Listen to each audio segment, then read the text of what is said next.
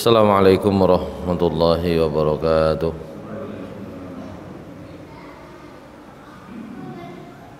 Innal hamdalillah nahmaduhu wa nasta'inuhu wa nastaghfiruh wa na'udzu billahi min shururi anfusina wa sayyiati a'malina. May yahdihillahu fala mudilla lahu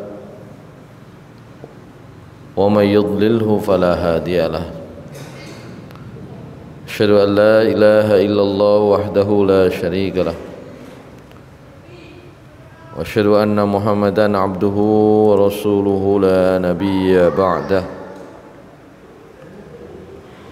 Allahumma salli wa sallim wa barik ala nabiyyina Muhammadin wa ala alihi wa sahbihi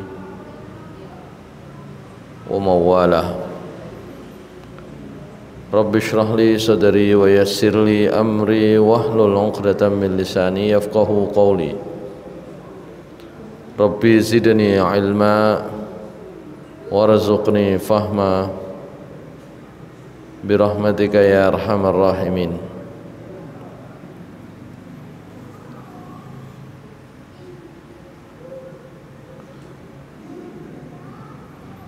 Qala Allah Ta'ala fi kitabihil karim, a'udzu billahi minasy syaithanir rajim. Bismillahirrahmanirrahim.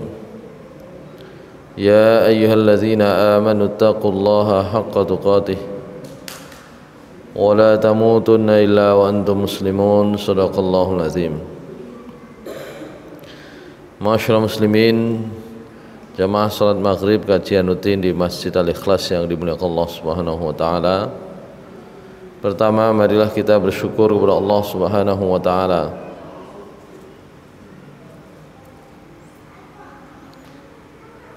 atas karunia dan rahmat nikmat yang diberikan oleh Allah Subhanahu wa taala kepada kita sekalian.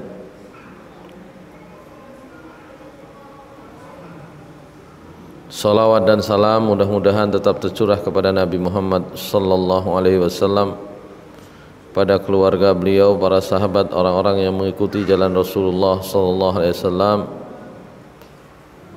hingga hari akhir nanti.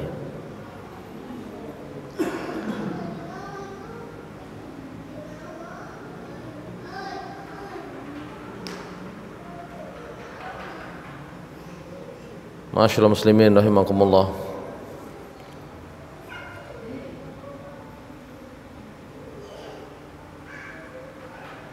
Kita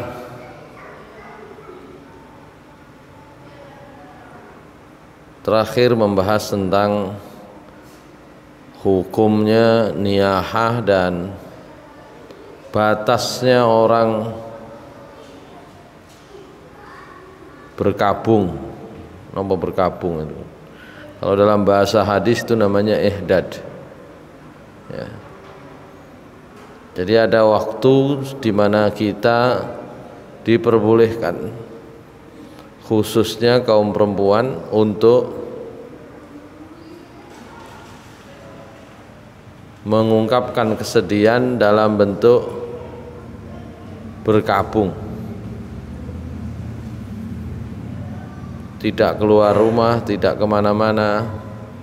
Itu batasnya adalah 3 hari.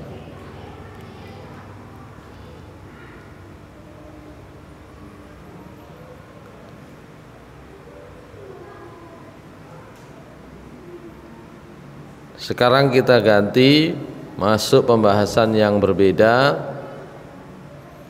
yakni tentang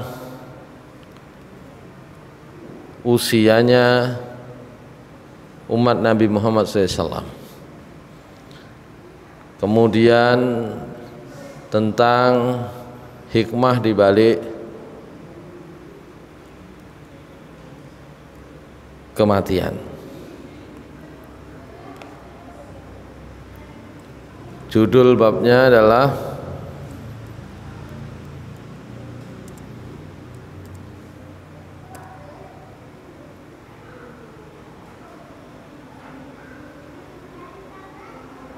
Sawabu man matalahu walad. Pahalanya orang yang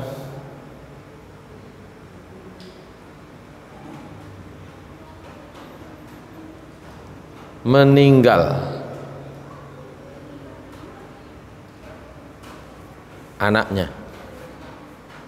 Jadi rupanya hadis ini berasal dari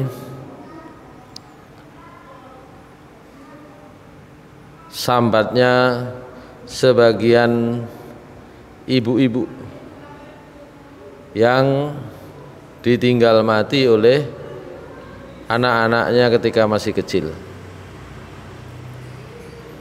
sehingga Rasulullah SAW menyempatkan diri untuk memberi konseling, kalau bahasa sekarang, memberi motivasi, memberi semangat, memberi kabar gembira di balik kabar susahnya mereka.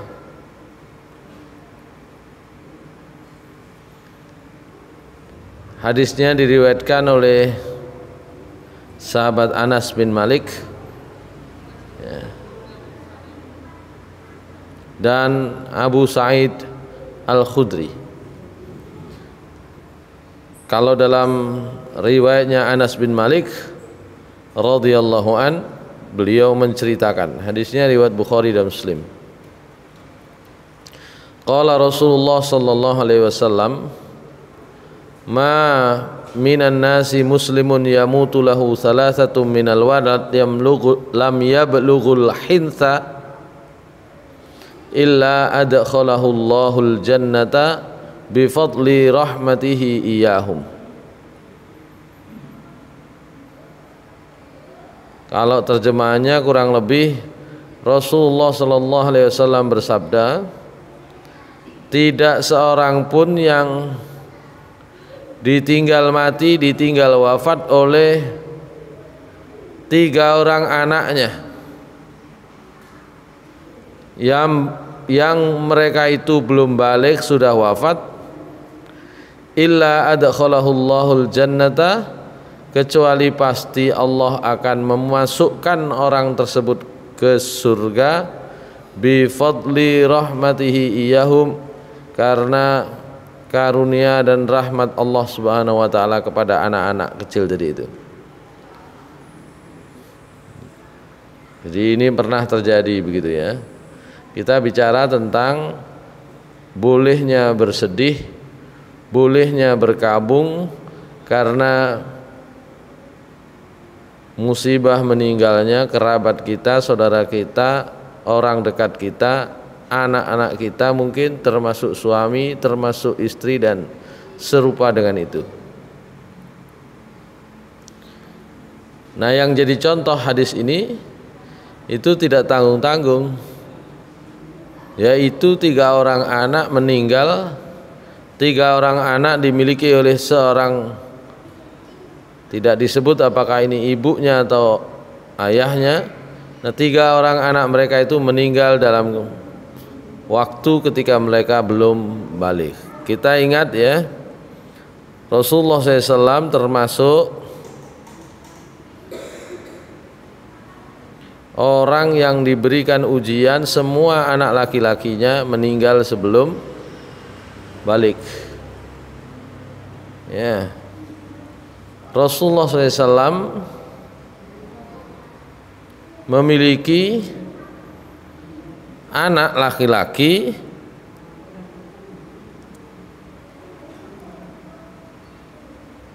baik dari istri Khadijah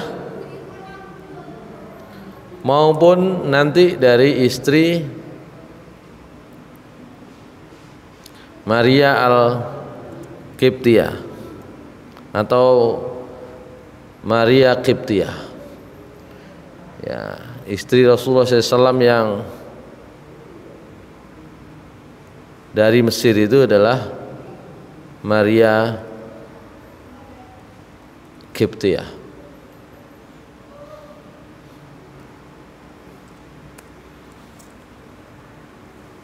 Anak laki-laki Rasulullah SAW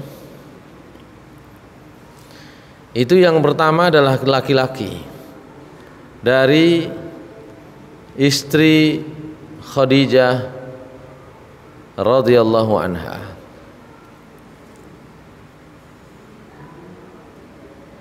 Rasulullah SAW menikahi Khadijah ketika umur 40 tahun.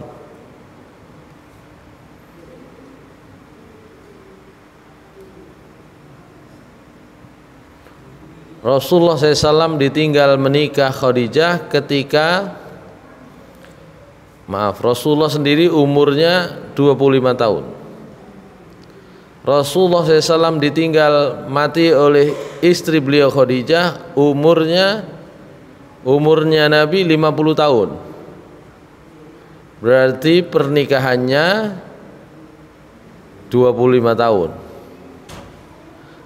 Berarti Khadijah radhiyallahu anha ketika wafat umurnya 65 tahun.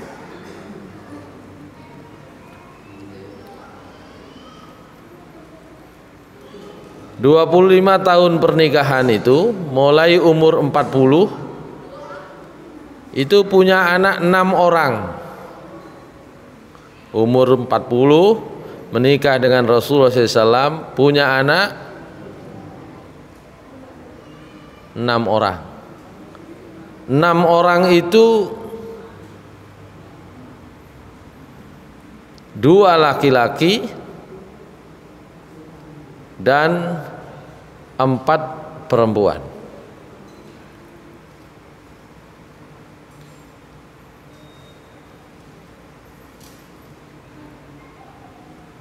Dua laki-laki, 4 perempuan. Nah, yang laki-laki ini yang duluan, tapi juga duluan meninggal.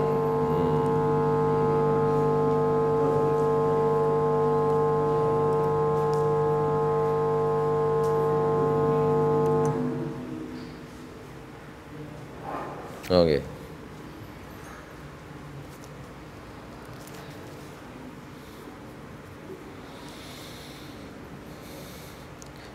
Anak tertua Rasulullah SAW yang laki-laki itu namanya adalah Qasim. Qasim ini anak pertama beliau dengan Khadijah radhiyallahu anha.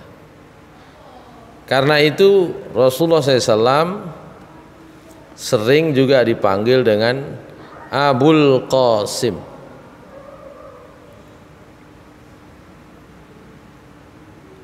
Nah, Qasim itu menikah ketika umurnya 2 tahun. Anak kedua Rasulullah SAW namanya Abdullah, atau ada yang menyebutnya dengan gelar At-Tahir atau At-Tayyib.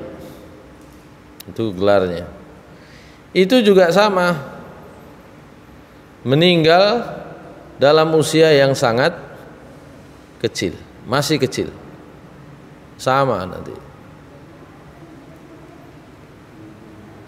Kemudian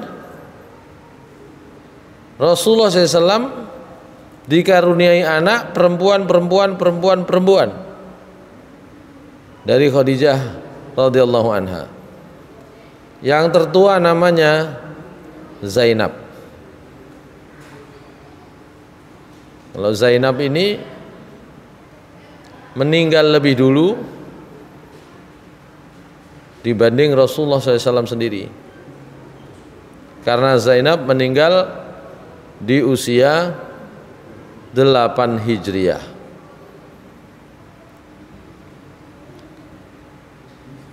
Kemudian anak beliau yang perempuan lagi namanya Ruqayyah.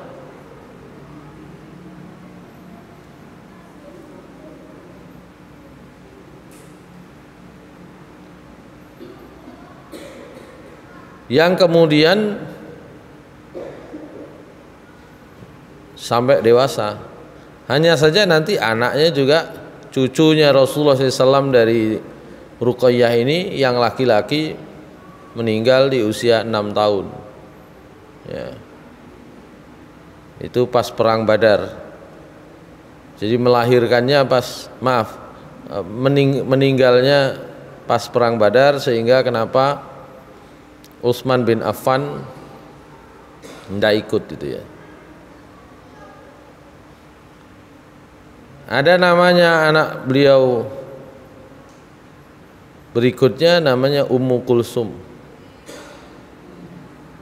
Ummu Kulsum dan Ruqayyah inilah yang menikah dengan Utsman bin Affan. Karena itu Utsman bin Affan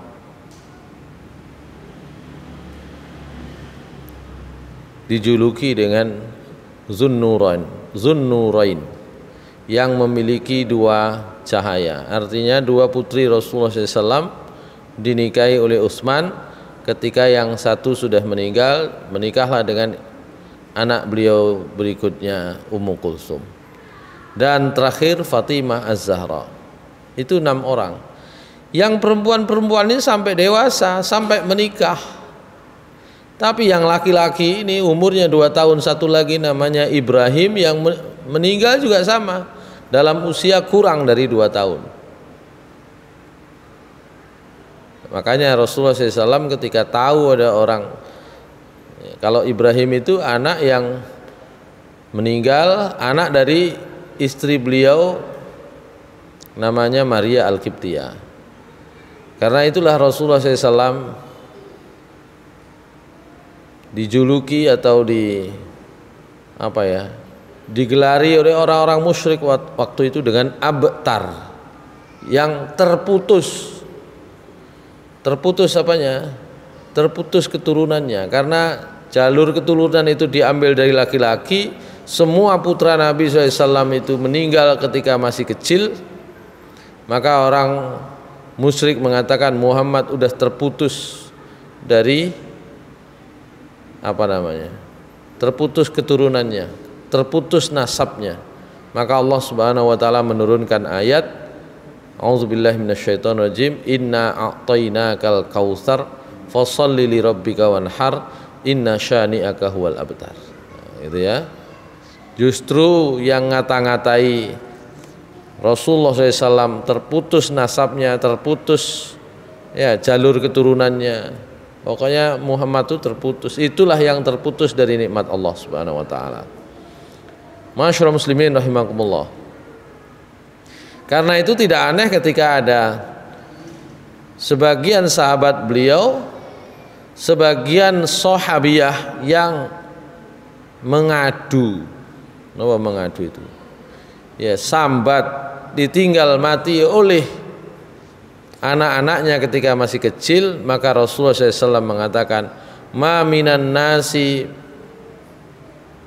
muslimun yamutu lahu salasatun minal walad lam yablughul hinsa illa adkhalahul jannata bi fadli rahmatihi iyahum. Kata beliau, tidak ada seorang muslim pun yang ditinggal mati, ditinggal wafat oleh anak-anaknya yang masih kecil, jumlahnya 3 orang, kecuali Allah akan menjadikan itu sebab dia masuk surga, karena Allah memberikan rahmat kepada anak-anaknya yang meninggal saat masih kecil itu. Atau dalam redaksi yang lain, Abu Sa'id Al-Khudri radhiyallahu anhu menceritakan, annan nisaa qulna lin nabi sallallahu alaihi wasallam ij'al lana yauman.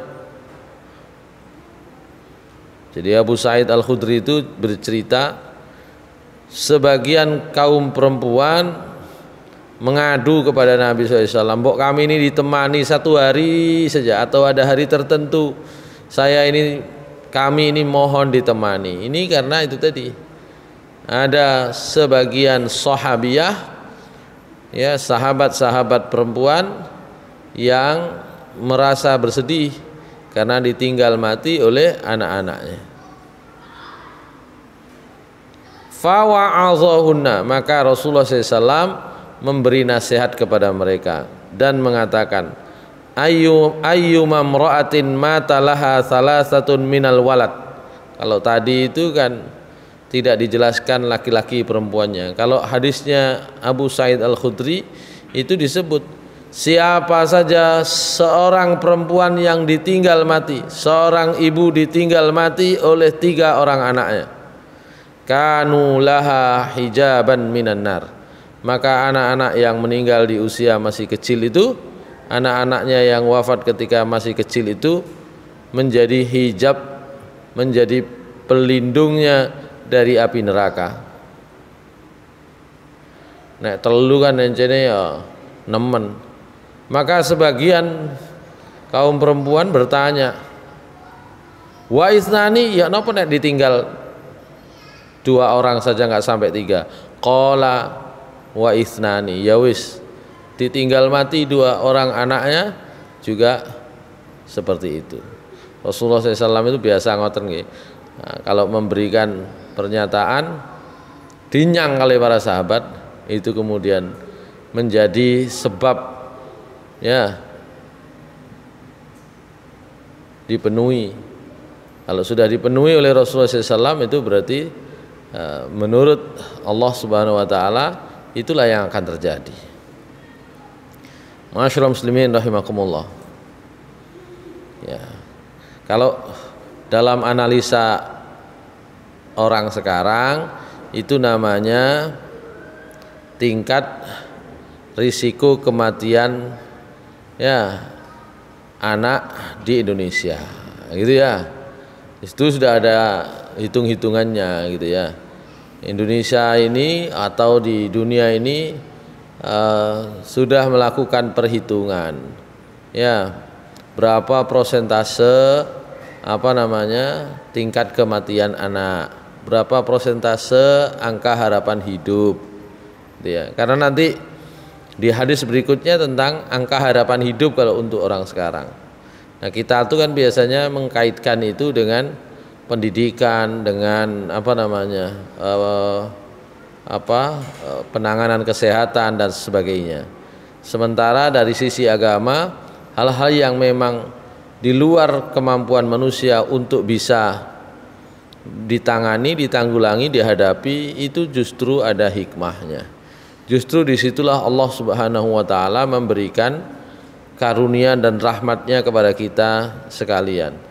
Bahkan kalau ada orang tua ditinggal mati oleh anak-anaknya, kalau menurut orang sekarang itu nemen gak ngerti anake, gak ngerti kesehatan, gak ngerti macam-macam, justru itu menjadi sebab Allah Subhanahu wa taala memberikan hijab di neraka, dari neraka, begitu kan?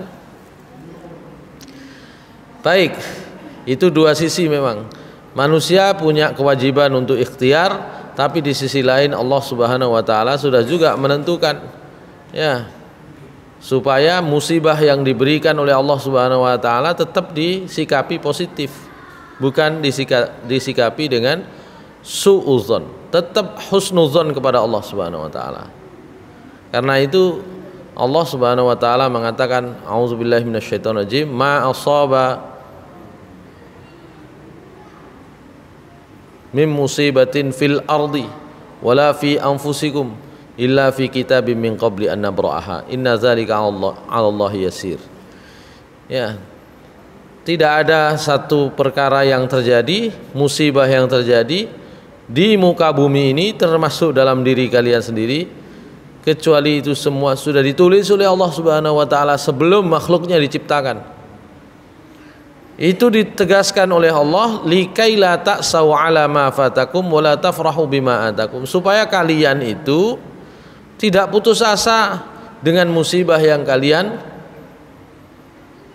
terima, dengan kesulitan yang kalian hadapi, dengan kesusahan yang kalian alami. Jadi kalau susah, kalau ada musibah, kalau ada kesulitan, itu bukan alasan untuk sambat, gampangan ngono. Gitu ya. Karena di balik kesulitan itulah Allah memberikan rahmatnya. Gitu. Dalam riwayat yang lain Rasulullah SAW mengatakan, ma asabal muslimah min musibatin wala wasabin wala hammin wala syaukatin wala maradin wala syaukatin yushakuha.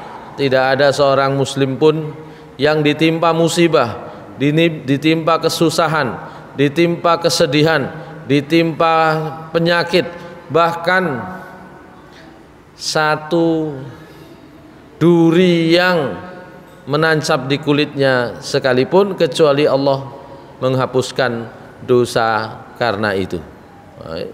Jadi mboten enten alasan kok dadi mare ngono sambat, susah, sedih berkelanjutan. Apakah tidak boleh sedih? Boleh. Ditinggal mati oleh kerabat, ditinggal mati oleh sanak saudara, apalagi orang terdekat. Bolehkah susah? Bolehkah bersedih? Boleh. Ya, bersedih, nangis bolehkah? Boleh, tapi ada batasnya. Ya. Bahkan kalau berat sekalipun, ditinggal mati oleh anak-anaknya sekalipun, nah, Allah Subhanahu wa taala sudah menyebut itu menjadi hijabnya dari api neraka. Nah, sekarang pembahasan berikutnya sama sebenarnya, termasuk kita a'maru hadhil ummah, umurnya umatnya Nabi Muhammad SAW. Kata Rasulullah SAW, sahabat Abu Hurairah radhiyallahu an menceritakan bahwa Nabi SAW bersabda, a'maru ummati ma baina sittina ila sab'in. Jadi umurnya umatku ini, kata Rasulullah SAW, kata Nabi kita Muhammad SAW, ya antara 60 sampai 70 tahun. Wa aqalluhum man yujawwizu dzalika. Minim sedikit yang melampaui 60 sampai 70. Jadi nek pun lewat 70 niku pun itu termasuk yang sedikit, gitu ya. Termasuk yang sedikit. Lah umur niku kan sakjane bukan tentang angkanya. Ya, orang-orang seperti Imam Syafi'i gak jangkep suwidak umure. Tapi kan dawa dadine. Panjang umurnya karena diingat orang, karena karyanya, karena tulisannya, karena keulamaannya, karena ketokohannya, karena kefakihannya. Nah, kene umure 70 gurung lapo-lapo kan repot ya. Tidak punya asar, tidak punya peninggalan, gak tahu deling wong iki, wong biyen iki tahu lapo mboten patek deling, umure padahal dawa kan gitu ya. Makanya sebagian besar umatnya Nabi Muhammad SAW, kata beliau, sebagian besar umatku itu umurnya 60 sampai 70. Ya, kalau lebih daripada itu termasuk yang sedikit. Wa aqalluhum mayujawizu dzalika. Saya buka ya. Ini saya buka data Badan Pusat Statistik.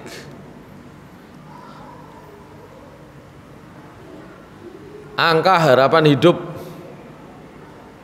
di Indonesia ini sudah melampaui rata-ratanya, melampaui umatnya Nabi Muhammad SAW itu. Jadi kalau dari sisi itu ya sebenarnya kita harusnya sudah bersyukur. Ya.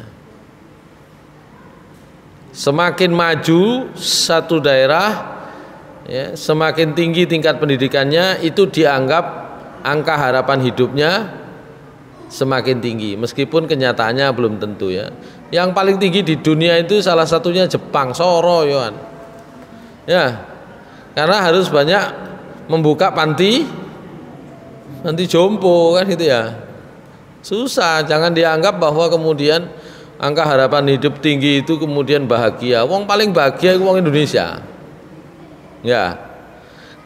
Ukuran bahagianya kan sederhana, nek Jumatan isok turu, nek ngaji isok turu niku bahagia. Orang Jepang itu ya, mapan turu lho gak isok turu. Orang Jepang itu mapan turu gak isok turu, butuh minum obat, butuh macam-macam. Oh, Indonesia kayak no Jumatan ini turu. Kayak no ngaji turu, kayak no Jumatan turu. Ya. Makanya Indonesia itu meskipun dari sisi kesejahteraan ekonomi kelihatannya tidak tinggi, tapi dari sisi angka bahagia itu masih termasuk tinggi itu. Gampang, nek adek perkara tidur gampang. Iku lak sampean, ya berarti nek sing gak gampang turu atau turune angel, itu agak bermasalah ya dengan ini ya. stresnya tinggi. Oh Indonesia ini kayak pengajian ngene wis turu wis enak di sana. Ya. Tapi Rasulullah SAW punya resep kemarin itu ya, punya resep. Ya, kata Rasulullah SAW, kalau kalian itu tidak bisa menahan kantuk ketika di sebuah majelis di masjid, hendaklah dia pindah tempat. Ngono, niku Nabi SAW itu sudah punya ya, sudah punya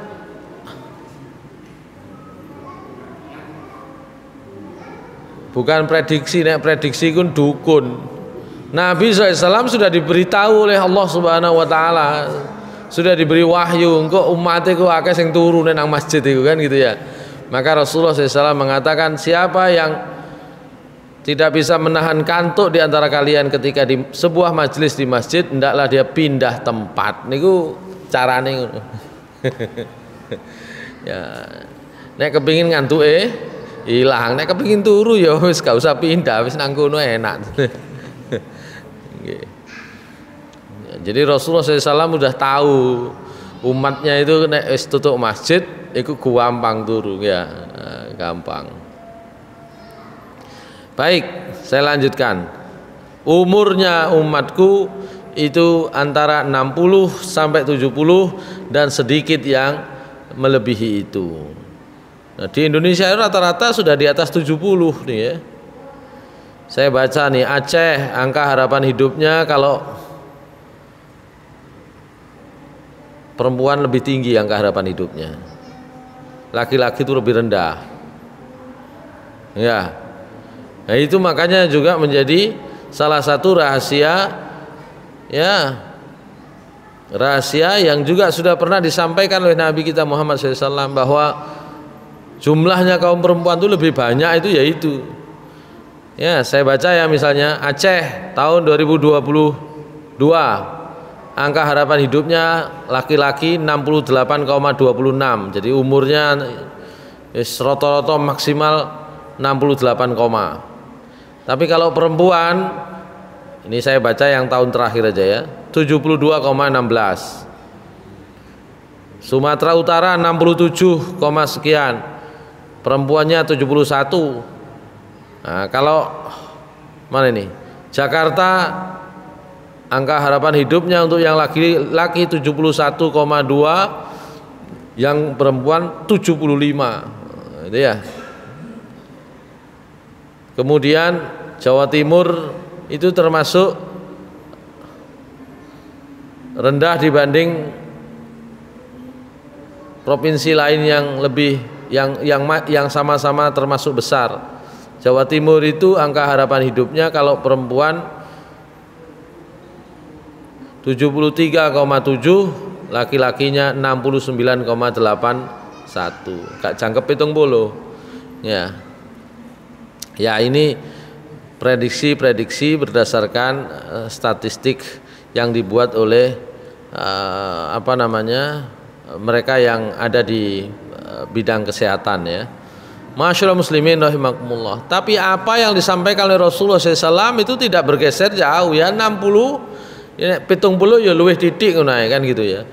Kalau lebihnya banyak itu bonusnya banyak, termasuk yang sedikit di antara umat Rasulullah SAW begitu. Gitu. Baik. Ini terkait angka harapan hidup.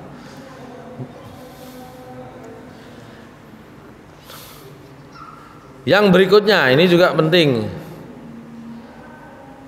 Al-mautu rahatun. Mati itu istirahat. Gitu ya. Timbang urip pegel mendingan mati ae sampe. Urip kok pegel terus kan gitu. Diriwayatkan oleh Imam Bukhari dan Muslim dari sahabat Abu Qatadah radhiyallahu an, Rasulullah SAW pernah murra alaihi bijanazah.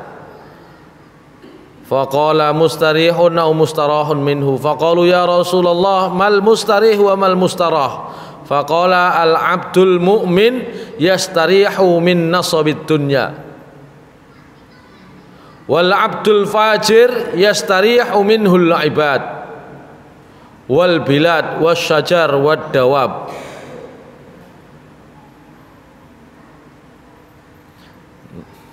Dari Nabi SAW ketika ada jenazah yang lewat, ketika ada mayit yang lewat, ya mau dikuburkan, Nabi SAW langsung berkata, mustarihun au mustarahun. Wong iki istirahat atau diistirahatno. Nah, begitu. Sahabat-sahabat tanya, ya, apa yang namanya mustarih? Apa yang namanya mustarah? Jenazah itu saya nggak tahu, kata Rasulullah SAW. Kalau dia orang mukmin, berarti dia istirahat dari kesulitan dunia. Wis, dunia ini sudah sumpek soro, berarti diberikan oleh Allah kesempatan untuk istirahat. Kalau orangnya mukmin. Lah kalau orangnya itu fajir, banyak berbuat dosa, maka orang itu sengaja diistirahatkan supaya yang lain-lain itu istirahat. Pegel ndelok kelakuane kan gitu ya. Itu wal fajir wal abdul fajir yastarihu minhul ibad. Kalau ada yang meninggal tuh orang yang fajir, banyak berbuat dosa, orang lain-lain itu selain dia itu supaya istirahat dari kelakuannya. Begitu pula negeri, begitu pula pohon-pohon, begitu pula kewan-kewan. Kewan ini ndelok wong iku pegel. Ya, pohon-pohon itu juga sumpek. Ya, biar istirahat semuanya. Itu katanya Rasulullah SAW. Itu maknanya ketika ada jenazah lewat, mustarihun au mustarahun. Nah, kula panjenengan rupane nek sama seperti beliau, kalau tidak tahu siapa yang meninggal wis ndonga model ngoten wae, mustarihun au mustarahun ini. Nah, nek wong iman berarti muga-muga istirahat wong iku timbang sumpek kaya awak dhewe. Nah, kan gitu ya, timbang soro. Dunya iki soro. Wis berarti ben istirahat. Tapi kalau orang itu banyak berbuat dosa, mustarahun, wis ben istirahat wong liya iki ndelok kelakuane kan gitu ya. Itu doanya Nabi atau komennya Nabi ketika mengetahui ada jenazah yang lewat. Jadi dua-duanya diucapkan mustarihun au mustarahun minhu. Itu. Oleh karena itu bisa disimpulkan bagi orang mukmin, mati itu adalah rohatun. Mati itu istirahat. Ya. Bagi orang yang beriman, ya, kematian itu justru adalah rahmat yang datang dari Allah Subhanahu wa taala, dicukupkan baginya kesulitan-kesulitan hidup di dunia. Masyaallah muslimin rahimakumullah. Itu bab tentang kematian. Jadi yang pertama tadi, kalau ada ditinggal mati kerabat, khususnya anak kecil, anak-anak yang masih kecil, maka itu menjadi sebab seorang itu dimasukkan oleh Allah Subhanahu wa taala ke surga. Ya, tidak perlu terlalu bersedih. Bahkan tadi saya sudah bacakan contohnya Nabi sendiri, Nabi Muhammad SAW sendiri ditinggal mati oleh 3 orang anaknya. Gitu ya. Saat masih kecil. Ya. Kalau yang lain-lain, ya itu meninggal di usia dewasa sudah menikah. Tapi anak laki-lakinya Rasulullah SAW meninggal ketika masih 2 tahun atau kurang semuanya. Ya. Dan itu tentu saja ada hikmahnya. Kalau anak Nabi SAW itu sampai usia dewasa, sampai menikah, sampai punya anak, engkau klaim zuriyah Nabi lebih banyak lagi, lebih ruwet lagi itu kan. Ya, sekarang yang terkait dengan zuriyahnya Nabi, keturunannya Nabi SAW itu sungguhnya tidak keturunan langsung dari jalur bapak, tapi dari jalur istri, maaf, dari jalur perempuan, anak-anak perempuannya Rasulullah SAW kan itu. 7 orang anak Nabi SAW, 6 orang dari Khadijah, 1 orang dari Maria Al-Qibtiyah. Yang lain-lain nggak punya anak, gitu ya. Beliau tidak punya anak dari istri beliau yang lain. Dan dari istri Khadijah itu Khadijah sudah umur 40. Ya. Punya anak 6 orang. Ya. Masyaallah muslimin rahimakumullah. Saya tambahkan satu pembahasan lagi. Tajhizul mayyit. Sebenarnya sudah selesai nih ya. Di sini saya ngaji ke Porong. Nah, kalau sudah menghadapi di sekitar kita ada yang meninggal, kita punya kewajiban, ini hukumnya adalah fardu kifayah, tajhizul mayyit. Ya. Yajibu tajhizul mayyit fayughsalu wa yukfanu wa yusalla alaihi wa yudfanu wa tafsilu dzalika fi mayali. Jadi ada kewajiban bagi kita yang masih hidup ketika mengetahui ada kerabat saudara-saudara kita, orang-orang terdekat kita, kaum muslimin khususnya yang meninggal, yaitu melakukan perawatan jenazah. Nah, ini enake sajane perlu simulasi ini. Ya. Di pekan depan simulasinya aja, disiapkan nanti cek iso. Ya, kalau nggak pernah latihan nggak bisa nanti. Ya. Relawannya ada di sini, tenang aja. Ini ada Mas Ibnu, ada Irul relawan baru nanti. Kemarin sudah ini ya, sudah praktek. Praktek ya Mas Irul ya. Hah? Sopo sing praktek wingi? Oh iya, terlambat Mas Irul ya, sama kayak saya terlambat. Ya, itu harus latihan itu ya.